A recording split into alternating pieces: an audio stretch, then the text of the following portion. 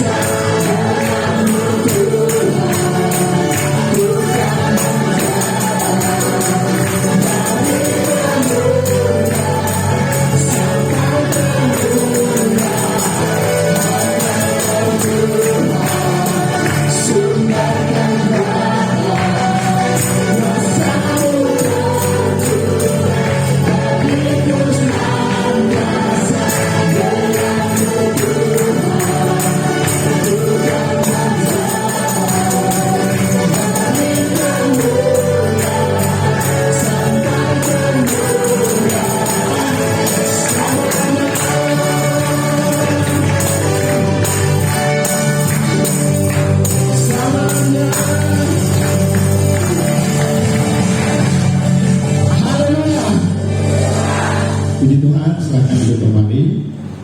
Kita akan mendengarkan kesaksian fitian dari Ibu Hosana. Waktu dan tempat dipersilakan.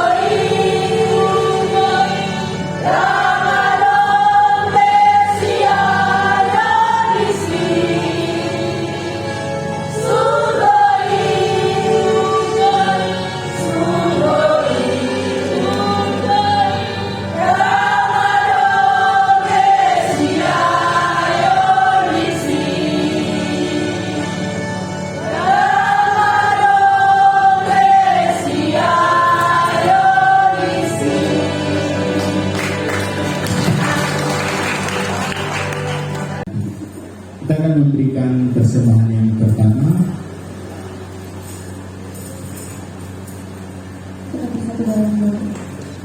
Terima kasih Tuhan, terima kasih Bapa yang baik di segala kehidupan Bapa, di sepanjang yang terlalu dan pada ini hari Tuhan, kami masih berkumpul, memuji dan memuliakan nama-Mu. Sebentar Tuhan kami akan memberikan persembahan kami, biar masih berapa yang memberikan Tuhan, bisa memperbaiki kerajaan-Mu di bawah bumi. Kami berkati Tuhan tangan yang memberi, maupun tidak dapat memberi. Hanya dalam nama Tuhan Yesus Kristus kami berdoa dan mengucap syukur. Haleluya, haleluya, amin. Puji Tuhan, sambil persembahan jalankan kita ke pujian yang berkata, sungguhlah hidupku telah ditebus.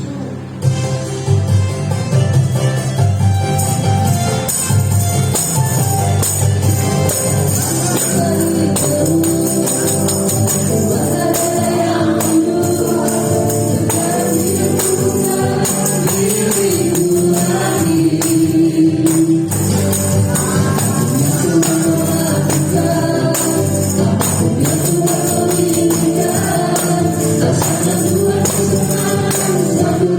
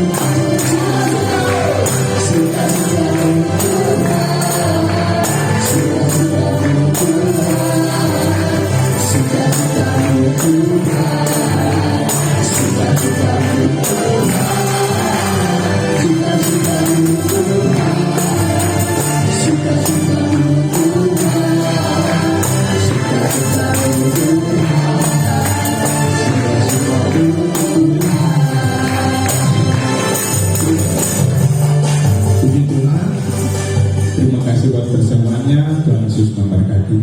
Mari kita siapkan hati kita, siapkan pikiran kita.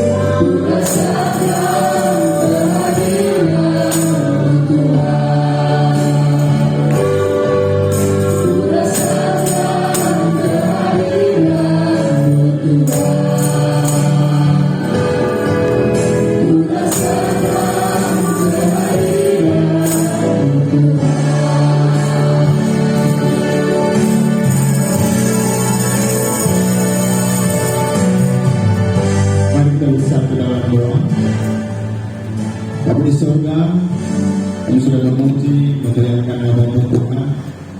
Ini tiba saatnya kami ditabur dengan kebenaran firman Tuhan.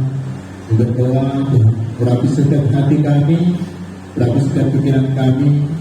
Kami tidak mengizinkan Tuhan satu kuasa manapun Tuhan untuk datang dapat mengganggu kami, mengganggu konsentrasi kami untuk mendengar kebenaran firman Tuhan. Kami berdoa buat hamba-Mu Bapa, yang sementara kami menyampaikan kebenaran firman-Mu Bapa. Engkau urapi dia, pakai dia, kiranya Tuhan perkataan yang baru daripada Tuhan dan curahkan bibir mulut lidah hamba-Mu Tuhan, sehingga kebenaran firman Tuhan yang dia sampaikan semua berasal daripada-Mu Tuhan. Kami siap mendengarkan kebenaran firman-Mu Bapa dalam nama Tuhan Yesus Kristus. Haleluya. Amin. Bisa kembali saya serahkan kepada Tuhan. Haleluya. Selamat pagi.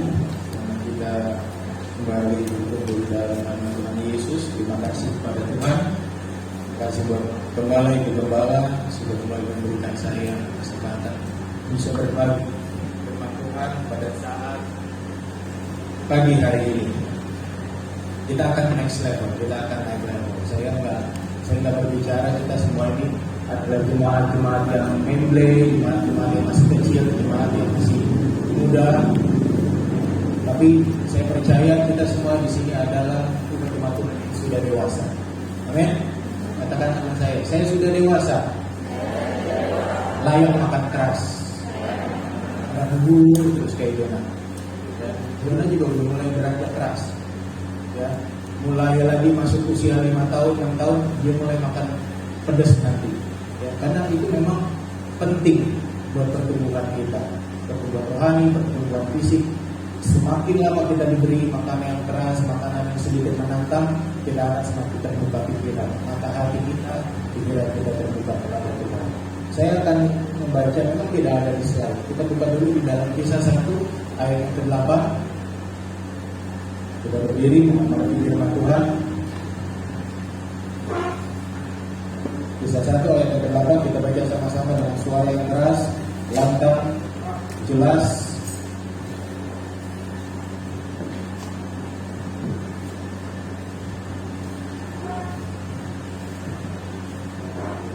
Dapat katakan amin. Katakan amin. Kita baca sama-sama 2, 3. Tetapi kalau akan menerima kuasa, kalau Roh Kudus turun di atas kamu, dan kamu akan menjadi saksi di Yerusalem dan di seluruh daerah dan Samaria dan sampai ke ujung bumi. Amin. Puji Tuhan. Silakan duduk. Kenapa saya bilang kita akan belajar next level? Kita akan belajar lebih jauh lagi, lebih tinggi lagi, lebih dalam lagi, karena kita akan bersaksi bukan hanya kepada Yerusalem saja. Tahu ya, Yerusalem itu adalah orang yang di sebelah, orang yang ada di rumah. Kita bersaksi kepada orang yang ada di rumah. Siapa di sini masih berjuang, bergumul, masih bersaksi kepada orang yang ada di rumah? Ada yang angkat tangan, ada yang setengah-setengah, ada yang semua kita punya pergumulan untuk masuk kepada hal yang next, kepada hal yang lebih tinggi. Tapi kalau kita tidak mulai lewat bersaksi kepada orang-orang yang ada di rumah, keluarga kita, bahkan kalau saya mau sampaikan, sebelum kita berbicara tetangga, saya mau tanya dulu sama Bapak Ibu. Di sini tema yang akan saya sampaikan itu jelas. Apa? Baca sama saya. Pengampunan standar mutlak.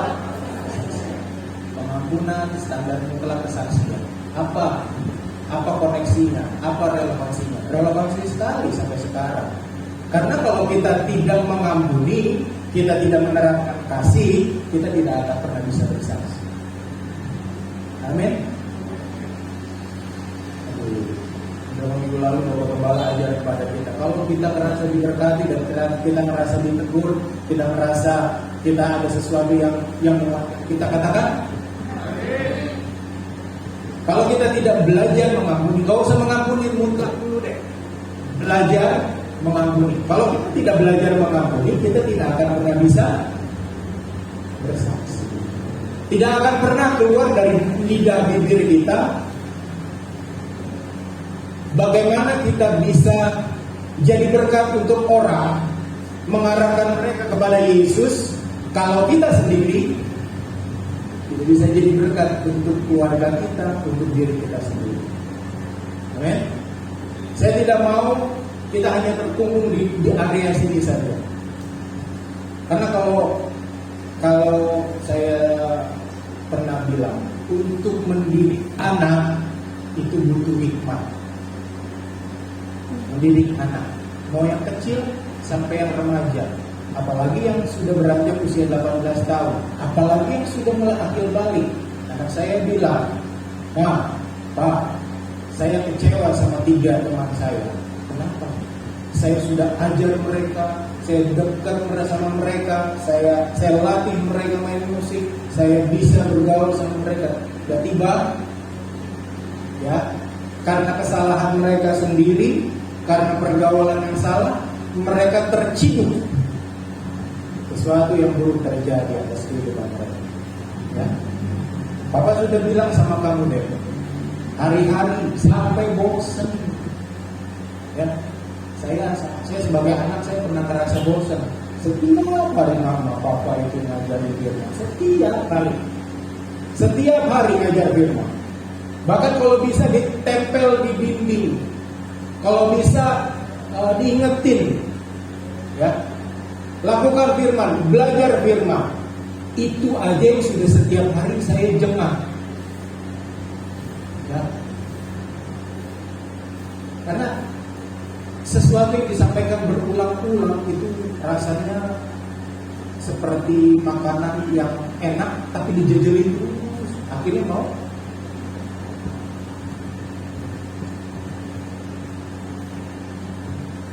Tapi firman Tuhan harus disampaikan setiap hari. Sampai akhirnya anak itu ingat apa mama sudah ajar kamu. Pergaulan yang baik merusak apa? Kebiasaannya Pergaulan yang buruk merusak kebiasaan yang baik. Nah, berarti memperhatikan ya.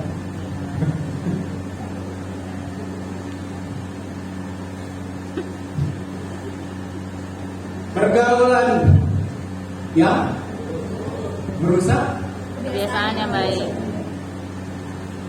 Sudah punya kebiasaan yang baik, tapi waktu salah gaul, akhirnya salah. Para suami di rumah terlalu diintervensi oleh istri. Kamu ngapain pulang sampai jam 7 malam? Kamu ngapain?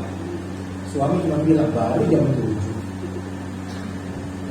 Kamu ngapain pulang sampai jam 2 pagi? Itu bisa marah lah, memang jam 2 pagi. Tapi kalau terus-terusan diintervensi, tidak akan ada damai. Istri pun begitu. Suami pulang, biasanya kan harus tampil rapi. Suami pulang, dia di rumah. Kamu ngapain rapi-rapi? Biasanya udah jelek aja. Padahal itu sudah menampilkan yang terbaik buat suami waktu dia pulang. Konotasinya sudah berbeda. Ya. Tapi di sini kita akan belajar lebih dalam, lebih jauh. Saya percaya kita sudah bisa menghandle keluarga di rumah. Kita sudah bisa menghandle baik itu papa, mama, baik itu suami, istri, baik itu anak-anak. Saya percaya kita sudah semua menjalani firman Tuhan. Amin. Tidak ada yang tertinggal di zaman perjanjian lama. Kita sudah bergerak masuk di jalan kasih karunia. Ya, kita sudah bergerak ada di dalam perjanjian baru. Hidup kita sudah karena kasih karunia Tuhan. Dan sekarang tiba saatnya kalau kita mau bisa jadi saksi kepada orang lain, kita harus bisa lepaskan pengampunan keluarga. Baru kita akan bisa. Next. Ya. Saya pelajari apakah arti kasih. Ya, kita akan belajar sama-sama. Apakah arti kasih? 4 arti kasih.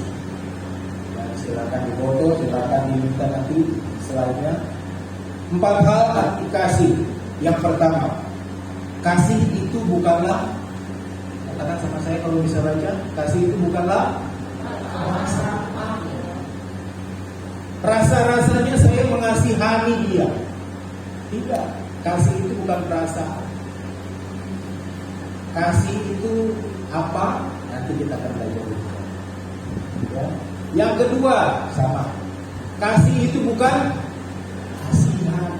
Kasihan kita makan 3 hari. Enggak begitu ceritanya. Ya.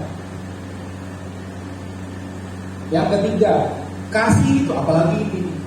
Kasih itu bukanlah asmara. Kalau boleh dibilang jatuh cinta. Memang jatuh cinta tidak sesakit jatuh di aspal. Tapi namanya jatuh cinta, kalau cinta sudah melekat, kata Bapak Kepala, kain sorry ya. Semua dianggap manis, padahal itu belum tentu dari itu. Yang kedua, kita baca yuk di dalam 1 Korintus 13 ayat 4 sampai 8. 1 Korintus pasal yang ke-13. Nah, ini kita harus belajar sama-sama dalam hal ini. 1 Korintus pasal 13 ayat 4 sampai 8. Ayo kita baca sama-sama. Ayat yang genap pria baca dengan saya sampai ayat yang ke-8. Ya, yang ganjil wanita. Yang 8 baca kita sama-sama. 2, 3. Kasih itu sabar, kasih itu murah hati. Ia tidak cemburu, ia tidak memegahkan diri dan tidak sombong. Bukan?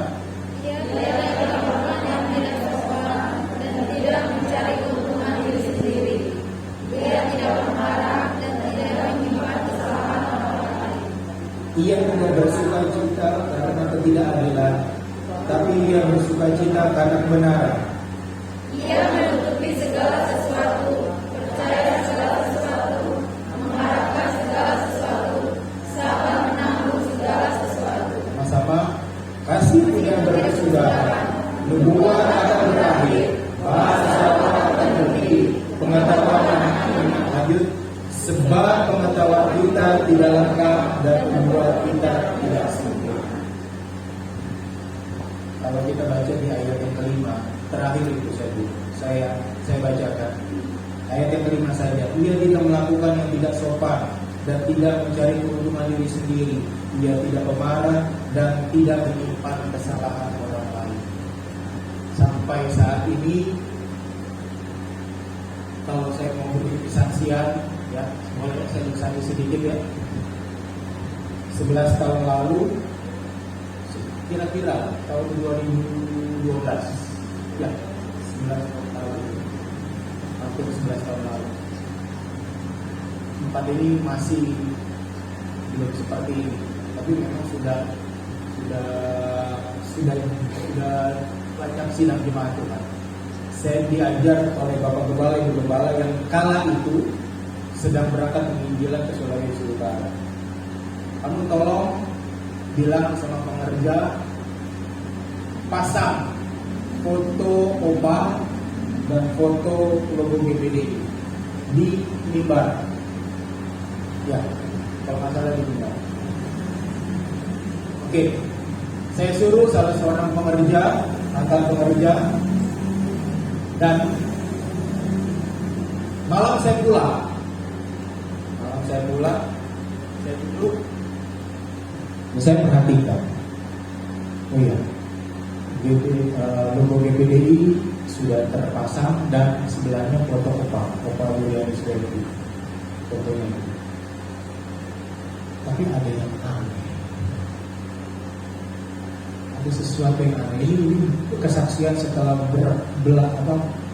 bertahun-tahun tidak pernah saya saksikan, dan ini memang jadi presiden buat saya, jadi memang kesaksian itu buat saya. Kayaknya ini ada yang aneh. Saya perhatikan, kenapa di sebelah logo BPD, logo Opa itu ada gambar-gambar kalender wanita. Sorry, waktu itu saya masih kerja. Dan tahun 2012 itu saya 2011 atau 2012 dari kantor yang saya jawab itu suka kasih kalender. Dan kali ini kalender itu ada modelnya wanita, bukan besi. Ya, saya dulu kan kerja di perusahaan besi ya. Nah ini model wanita 1 tahun itu. Dan itu ada 6 kalender, disobek dia tempel sudah. Kan ajak ribut ya. Pulang malam capek melihat kayak begitu. Ya. Sesuatu terjadi, saya nggak bisa waktu itu menahan emosi. Perhatikan baik. Saya tidak bisa menahan emosi. Sesuatu yang buruk terjadi, singkat cerita, saya rusak diri saya, ya, dan saya masuk ke rumah sakit. Bagian mana nanti saya tunjukin, ya. Tapi saya masuk ke rumah sakit dengan darah-darah.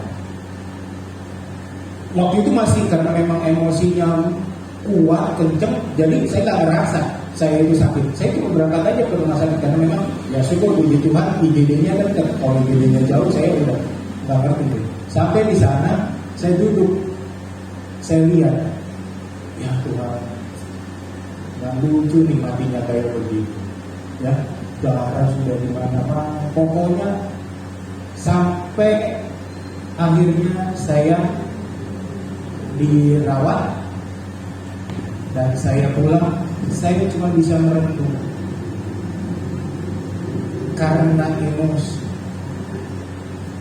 Karena emosi terjadi, saya menjadi korban atas diri saya sendiri. Orang yang bermasalah dengan saya sampai sujud-sujud sama saya, minta ampun. Saya tidak akan berbicara masalah saya terlalu banyak, tapi saya mau berbicara masalah orang itu, mantan pengerja itu, yang sampai yang sampai hampir sekitar berapa tahun saya tidak lepaskan pengampunan saya. Lama, berapa tahun sampai dia keluar, dia berharap sesuatu pengampunan dari saya tidak rilis, saya tidak lepaskan orang. Ya. Tapi di situ saya akhirnya bisa menyadari bahwa kalau saya tidak melepaskan pengampunan, apa yang saya ikat di bumi terikat di surga. Apa yang saya lepaskan di bumi akan terlepas di surga. Kalau saya tidak lepaskan, berarti saya tidak akan pernah diampuni oleh Tuhan.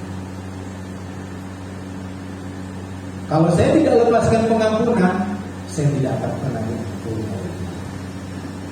Dan yang lebih sakit lagi, kalau nih orang yang bermasalah dengan kita, dia bertobat sungguh-sungguh. Kalau dia tidak bertobat, ya sudah. Yang penting sudah urusan kita beres. Tapi kalau orang itu bertobat sungguh-sungguh dan kita tidak ampuni dia, pernah nggak merasa dalam posisi seperti itu? Kalau kita buat salah, ya, Anda berbuat salah, Anda datangi orang yang bermasalah sama Anda. Tolong ampuni saya, maafkan saya sudah salah, saya minta ampuni saya. Berdiri di depan pintu sampai setengah jam, 1 jam, tidak keluar dari rumahnya hanya untuk melepaskan pengampunan. Rasanya itu bagaimana? Pernah nggak seperti itu? Kita bertobat sungguh-sungguh, kita meminta ampun sama orang itu nggak kasih ampun. Nah, kita bilang kalau kita bertobat sungguh-sungguh dan memang kita sepertinya gini, kita akan mati pelan-pelan. Orang itu sepertinya akan mati pelan-pelan. Kenapa? Karena aduh, saya butuh pengampunan ini. Saya butuh pengampunan ini. Mungkin bagi kita semua yang merasa saya nggak pernah bermasalah kok sama orang, saya nggak pernah buat salah sama orang. Tapi pernah ada orang buat salah sama Anda? Kalau Anda tidak mengampuni orang ini, benar-benar dia bertobat dan Anda tidak ampuni itu, kita tidak akan pernah bisa jadi saksi. Itulah yang makanya saya sampaikan bahwa kita tidak hanya ada di Yerusalem, kita harus keluar, ya, sampai ke Yudea. Karena ini sungguh terjadi. Kalau kita tidak belajar lepaskan pengampunan secara tulus, secara mutlak, ya, kita tidak simpan salah orang, kita bisa jadi saksi. Tapi bagaimana kita waktu diperhadapkan dulu, kayak bermasalah, apa yang kita mau saksikan sama orang? Kalau kita tidak belajar, setiap kita di sini pasti pernah punya kondisi seperti itu. Setiap kita, orang tua, anak-anak, pemuda, remaja, pasti punya kondisi seperti itu. Tapi itu adalah sifat Allah. Perhatikan baik. Ya, itu adalah sifat Allah. Ayat 5 yang terakhir, dan tidak menyimpan kesalahan orang lain. Saya cuma garis bawahi poin ini ya. Saya tidak bergerak ke poin sebelumnya atau poin sesudahnya karena akan membahasnya lebih dalam, lebih jauh. Tidak menyimpan kesalahan orang lain, sanggup kan? Kalau tidak sanggup berarti tidak ada Allah di dalam. Kalau nggak sanggup berarti bukan. Saya nggak bilang kita ini bukan Tuhan, tidak. Kalau tidak sanggup berarti kita harus berangkat lebih belajar.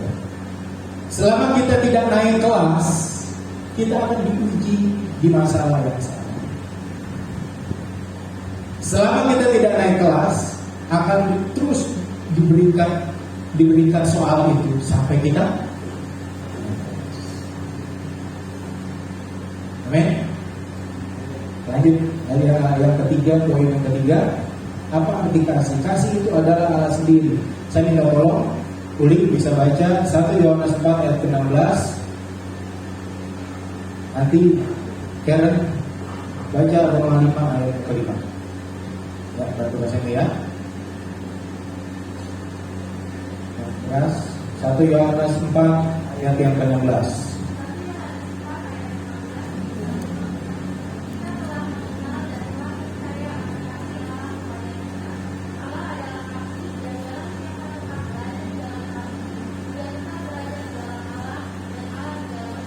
Allah adalah kasih. Kalau kita punya kasih berarti kita ada di dalam. Coba kita bandingkan di ayat yang di dalam Roma 5 ayat yang ke-5. Dan pengharapan tidak mengecewakan karena kasih Allah telah dicurahkan dalam hati kita oleh Roh Kudus yang telah dikaruniakan kepada kita. Pengharapan tidak mengecewakan karena kasih Allah dicurahkan. Ya. Kasih itu Allah sendiri. Jadi kalau kita sepertinya gampang saja ya, kasih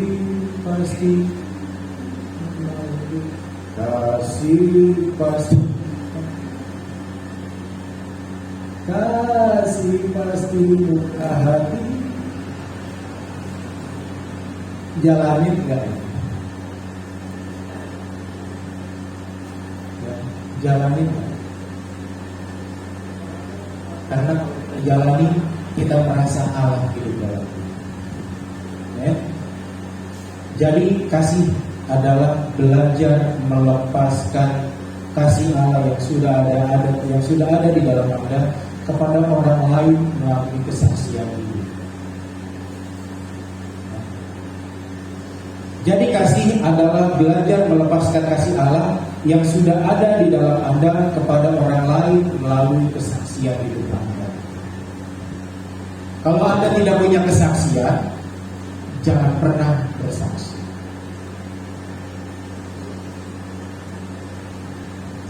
Karena orang lain pasti akan bertanya gimana ya menghadapi orang di rumah. Kalau kita tidak menang, kalau kita tidak bisa hadapi itu di rumah, kalau kita tidak pernah punya pengalaman pribadi dengan Yesus, kita tidak pernah bisa bersaksi. Next, kasih itu dari mana? Kalau kita buka di dalam 1 Timotius 1 ayat yang ke-5, kalau nggak ada 1 Timotius 1 ayat yang ke-5. Kasih itu dari mana? Kasih itu dari hati. Kita baca di dalam 1 Timotius 1 ayat yang ke-5. Silakan sama.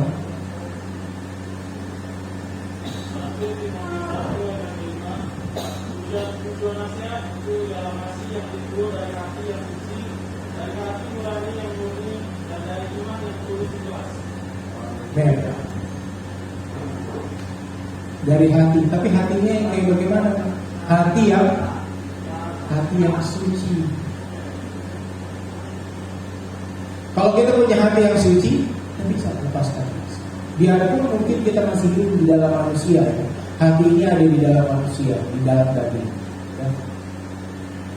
Tapi kalau hati kita suci, kita bisa jalankan kasih. Hati kita murni, kita bisa jalankan kasih. Hati kita beriman, tulus, ikhlas, kita bisa jalankan kasih. Ya. Karena kasih itu dari hati. Tidak akan mungkin hati kita ini bisa melepaskan kasih kalau kita tidak suci, kita tidak murni, kita tidak beriman, hati kita tidak beriman. Saya pernah sampaikan juga di sini, iman itu seperti biji sesawi. Ya, iman sebesar biji sesawi bisa memindahkan masalah. Tapi yang saya khawatir, bahkan yang kita khawatirkan sekarang ini, kita sudah mempunyai iman yang sebesar gunung, tapi belum tentu bisa memindahkan masalah sebesar biji sesawi. Jadi bisa nggak kita bersaksi tanpa kasih? Bisa tolong Bapak. Dalam Roma 12 ayat yang ke-9. Bisa nggak bersaksi tanpa kasih? Jawabannya bisa. Tapi kesaksian kita hampa. Ya. Kalau saya suka bercanda sama Efra, STH, sarjana tapi hampa. Kalau bisa ya, MTH, master tapi hampa. Aduh, jangan sampai kayak gitu. Ya. Tapi kalau kita bisa bersaksi nggak tanpa kasih? Bisa. Tapi kesaksian kita pasti hampa. Kita buka di dalam Roma 12 ayat yang ke-9, baca baca.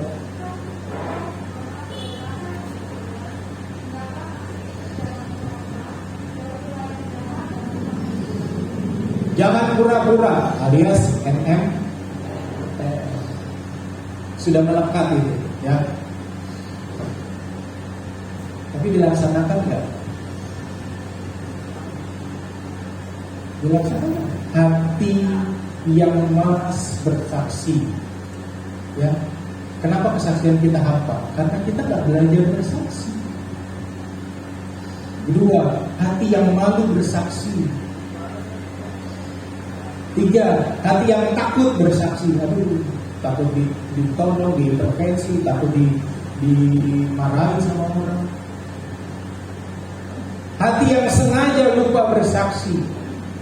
Padahal udah ada di sebelah, udah bersaksi. Momen itu ada, tapi sengaja kita lupa untuk bersaksi. Karena bagi sebagian orang, bahkan mungkin sebagian besar, bersaksi kepada kalangan beda atau mungkin di luar dari keyakinan kita itu dari keristenan, sesuatu yang memang butuh perjuangan khusus. Ya. Tapi saya percaya gereja ini, saya kemarin sama Poli buka-buka file, dikasih tugas sama Bapak Gembala untuk sebelum bulan Oktober kami sudah buat satu video kecil, video singkat mengenai sejarah gereja kita yang sudah 33 tahun lebih ini. Ya, sudah ada kita sudah bergereja, tapi kita tidak ada gereja. Kita sudah bergereja sih, tapi kita tidak ada gereja. Pelajari itu kronologis. Lihat ini tanggal berapa? Lihat ini tanggal berapa? Oktober tahun 2007. Itu asli, data asli yang memang saya tahu. Bapak itu diapain sama orang, jam segini kami diapain, itu saya tulis, saya ingat lagi. Tapi justru dari situlah kita semua belajar bersaksi. Amin. Mungkin di sini ada yang masih jemaat tahun 2007 lalu, kecuali untuk siapa? Ada? Yang lain? Ada lagi? Sedikit. Ya. Jadi kalau jemaat-jemaat yang coba deh, dari tahun 2007 kalau nggak tahu. Udah merasakan pahit getir ya. Puji Tuhan, tepuk tangan untuk. Luar biasa kita bisa bertahan, ya. Dengan cara seperti itulah kita bisa mengasihi orang-orang yang ada di sekitar kita. Dengan cara seperti itulah kita bisa otomatis bersaksi.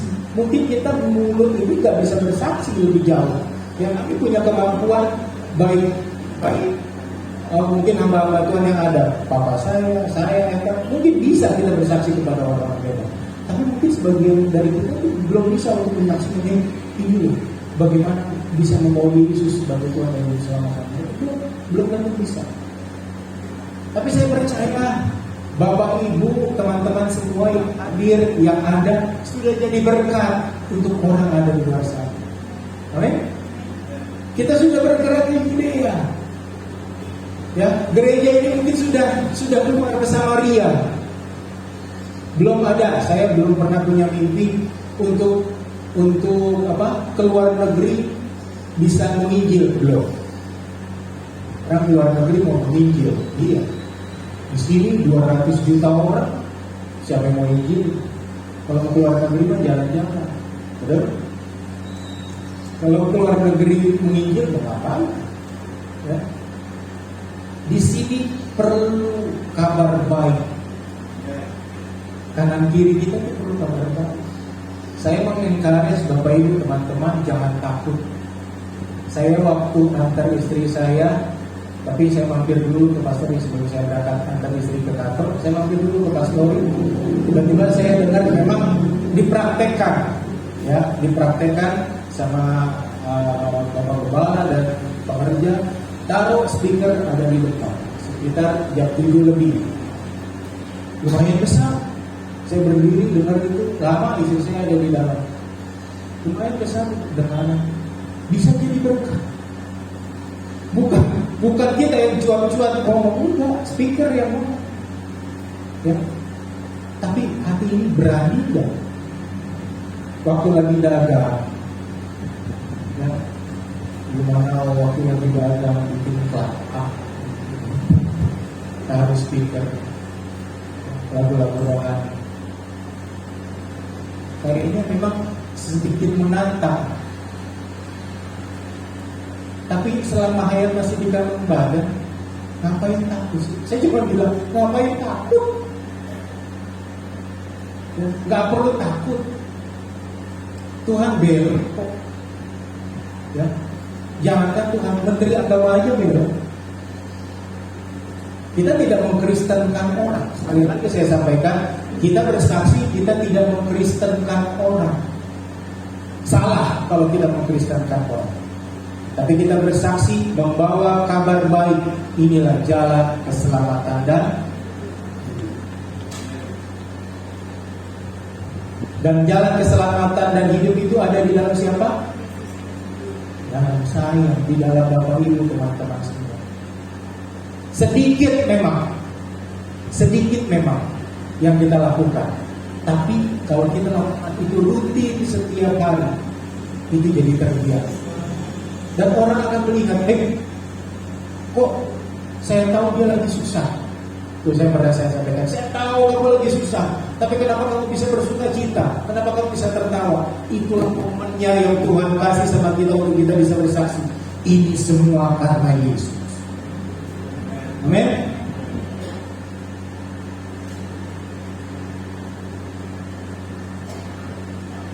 Hati yang mengasihi adalah hati yang mengampuni. Saya pernah sampaikan juga, ini adalah crack. Kalau hati kita crack, hati kita rusak, ya. Hati yang mengasihi sama dengan hati yang mengampuni. Salah satu hal yang digunakan iblis adalah celah dosa di hati. Celah dosa itu terjadi karena apa? Kepahitan, dendam, iri hati, dengki, kecewa, dan lain-lain. Satu aja kita punya, kecewa misalnya. Ya. Dalam pekerjaan Tuhan, saya karena memang saya ada di dunia gereja, saya cuma bilang, dalam pekerjaan Tuhan, waktu saya benci, waktu saya emosi dengan mantan pekerja itu selama bertahun-tahun, saya tidak pernah diberkati. Crack hati saya. Hati saya sudah bersih. Tapi waktu itu crack, rusak, hati saya rusak. Dilihat oleh si iblis, hatinya bersih, ya, hatinya bersih. Dia panggil teman-teman, teman lama tuh buka pintu. Masuk, bukan satu setan yang masuk, 7 setan yang masuk. Jadi tambah 1 temannya 8. Bukan makin baik saya, makin jahat. Kalau tidak kita putuskan, Tuhan, aku mau belajar mengampuni. Saya tidak akan pernah jadi hamba Tuhan. Kalau saya tidak putuskan saya mau belajar mengampuni, saya tidak pernah jadi hamba Tuhan. Itu bukan masalah dengan mantan pemerintah saja. Ada banyak masalah yang saya hadapi berkaitan dengan masalah pengampunan. Dan ada banyak masalah yang Bapak Ibu hadapi, teman-teman hadapi berkaitan dengan masalah pengampunan. Karena ya, hati yang mengasihi adalah hati yang mengampuni. Kalau kita tidak punya kasih di dalam hati, kita tidak akan sanggup. Kekuatan bersaksi terletak pada hati yang mengampuni. Kekuatan bersaksi terletak pada hati yang mengampuni. Ya, slide saya terakhir. Karena mengampuni adalah membersihkan hati dan pikiran kita dari segala hal buruk dan menyerahkan segala hak pembalasan kepada Tuhan. Kita gak berhak balas. Saya hanya bersaksi untuk diri saya kepada Bapak Ibu teman-teman. Saya balas dengan apa? Dengan saya tidak mengampuni orang itu. Tapi apa yang saya dapat? Tidak ada damai sejahtera, tidak ada kekuatan, ya, jatuh bangun di dalam hidup. Kenapa? Saya tidak belajar mengampuni. Saya tahu mungkin kita pernah menghadapi segala hal yang mirip-mirip. Kita hampir beda-beda, hampir beda-beda tipis. Jadi saya mau bawa Bapak Ibu, teman-teman semua. Hari ini kita khusus berbicara masalah pengampunan. Waktu anak Pak, maaf, aku buat salah. Bisa nggak ampuni saya? Ampuni saya ya. Maaf saya salah. Ampuni saya. Paling bikin lagi besok. Pak, maafin ya. Makanannya asin. Tapi waktu kita merespon sesuatu, saling menerima, ya, tidak ada hak untuk melakukan pembalasan. Biar hak itu Tuhan yang balas. Tapi itu Tuhan yang lakukan. Ya, membalas itu biar kiranya Tuhan yang lakukan. Kalau ada orang yang minta ampun, tugas kita adalah ampun. Nah, kita bilang bukan mengampuni cuma sekedar 7 kali. Berapa kali? 7 kali 7. Dalam berapa hari? 1 hari. Dalam 1 hari. Bukan dalam 1 minggu. Enggak. 70 kali 7 dalam 1 hari. Artinya adalah kita belajar ampuni tanpa batas. 1 menit kemudian orang itu buat salah sama kita dan dia minta ampun sama kita, datang minta maaf.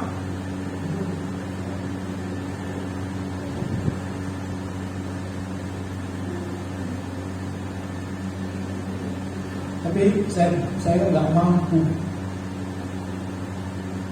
Ada orang yang tidak mampu. Saya nggak mampu. Biar 7 turunan saya nggak akan ampuni dia. Saya nggak sanggup karena sudah saking menyakitkan, sangat menyakitkan.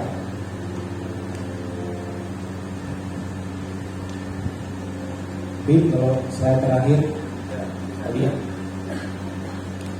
Kekuatan bersaksi terletak pada hati yang mengampuni, dan cara mudah untuk mengampuni adalah mengampuni dengan iman. Beriman saja. Aku beriman, aku mengampuni. Ya. Satu kali waktu, karena memang sekali lagi saya ada di dalam dunia gereja, saya berhadapan dengan para pelayan-pelayan, dan pelayan ini adalah orang yang memang dia sudah banyak masalahnya, tapi dia bisa melayani, dia jago melayani. Ya. Dan sepertinya tidak ada kesempatan bagi dia untuk melayani. Saya cuma beriman, saya bilang sama Tuhan, Tuhan, daripada dia melayani setan di luar, daripada dia pergi keluar nggak tahu di turunannya kemana, aku beriman, aku bertanggung jawab, aku melayani dia melayani. Kok bisa sih? Tapi harus didisiplin. Kok kamu berani? Berani. Karena saya percaya waktu dia melayani Tuhan, dia akan berhadapan dengan Tuhan. Setiap kita mau bisa mengampuni, setiap kita mau diberkati, ambil bagian dalam pelayanan. Siapa yang istrinya nggak ada di tempat ini? Siapa yang suaminya tidak ada di tempat ini? Lakukan saja bagian kita, Bapak. Lakukan saja bagian kita. Jangan ambil bagian Tuhan. Biar bagian Tuhan deh. Tapi bagian kita lakukan. Apa? Bagian kita adalah setia sama Tuhan. Tuhan tidak cari orang hebat. Yang Tuhan cari adalah orang yang setia. Setia kita bisa ada di kaki Tuhan. Setia kita bisa melepaskan pengampunan. Tanpa kita banyak berucap, berkata-kata, orang akan melihat, ya, kamu adalah anak Tuhan. Terima Tuhan, sampai di sini kita tutup mata. Kami mengucap syukur kepada-Mu Tuhan. Kami percaya firman yang sudah disampaikan tidak akan pergi dengan sia-sia. Itu akan tertanam, bertumbuh, berbuah bagi hormat dan kemuliaan. Sejauh telinga mendengar, sejauh firman ini tertanam, kami percaya tidak akan sia-sia firman ini akan bertumbuh. Tuhan akan bawa kami naik, bukan turun. Tuhan akan bawa kami jadi kepala, bukan ekor. Tuhan akan bawa kami menjadi berani, bukan menjadi penakut. Tuhan akan bawa kami bisa menjadi saksi, bukan orang yang tidak sanggup bersaksi. Karena kami melakukan kebenaran firman Tuhan. Sedikit yang kami bisa lakukan untuk kami bisa bersaksi, kami melakukan itu karena kami cinta kepada Dia. Kami mengucap syukur buat segala hal yang kami sudah terima pada saat pagi hari ini. Di dalam dan demi nama Tuhan Yesus Kristus yang sudah diberkati Tuhan pada masa-masa. Amin. Ini kepada kita dan saudara, saya akan berangkat dengan tim akan berangkat ke Papua tanggal 14. Ya, kami akan masuk di sana mungkin 3 minggu atau 4 minggu. Jadi saudara berdoa buat kami diundang untuk 30 sinode, bukan hanya dari kalangan GBI. Jadi mereka kita akan adakan seminar, ada KKR, ada penginjilan, kemudian ada ibadat-ibadat umum. Jadi lagu doa dan kita nyanyikan pujian. Haleluya. Dimana kita silakan berdiri. Thank you.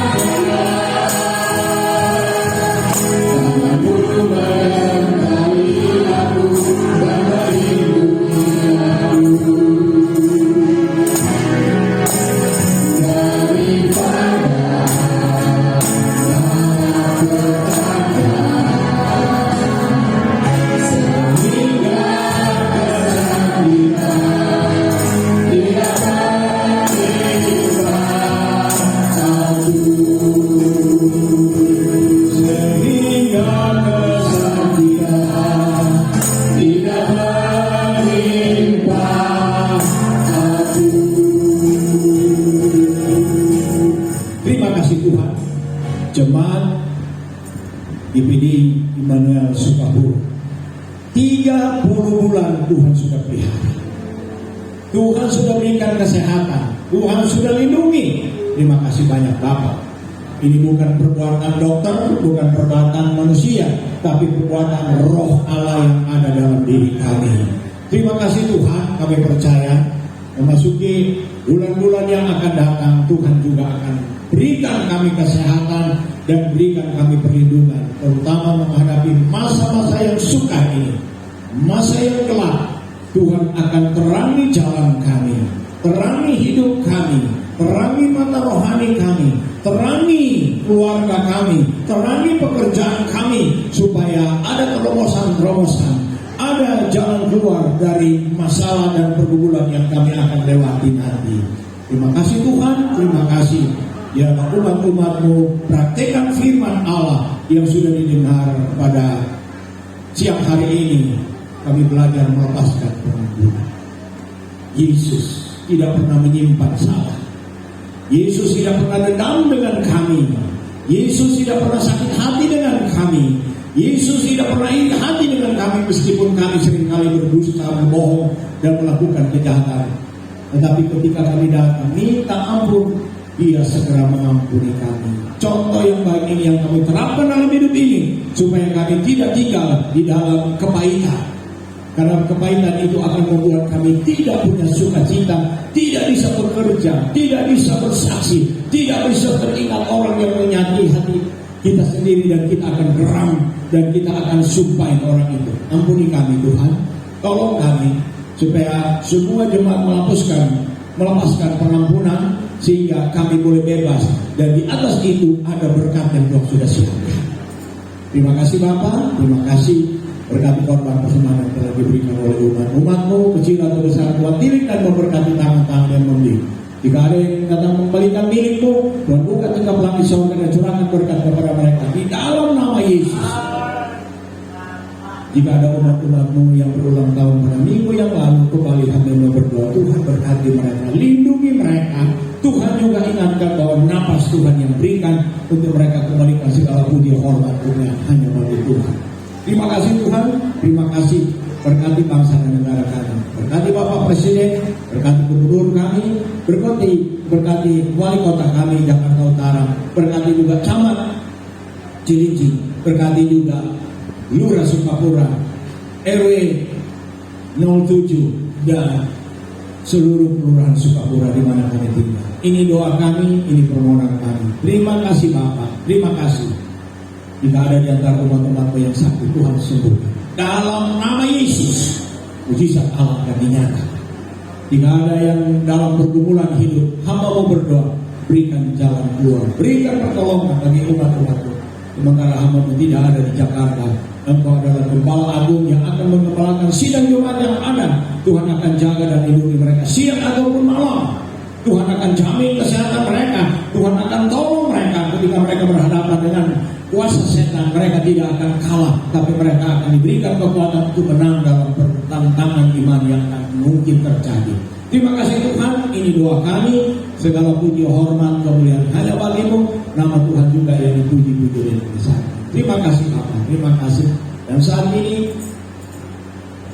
kekasih-kekasihku, pulanglah dengan damai sejahtera. Hanya berkat Allah Bapa yang ada dalam surga, kasih sayang dalam Tuhan Yesus Kristus, persekutuan Roh Kudus tinggal menyertai kita sekalian mulai saat ini sampai Maranatha. Tuhan Yesus datang pada kali yang kedua. Haleluya. Haleluya.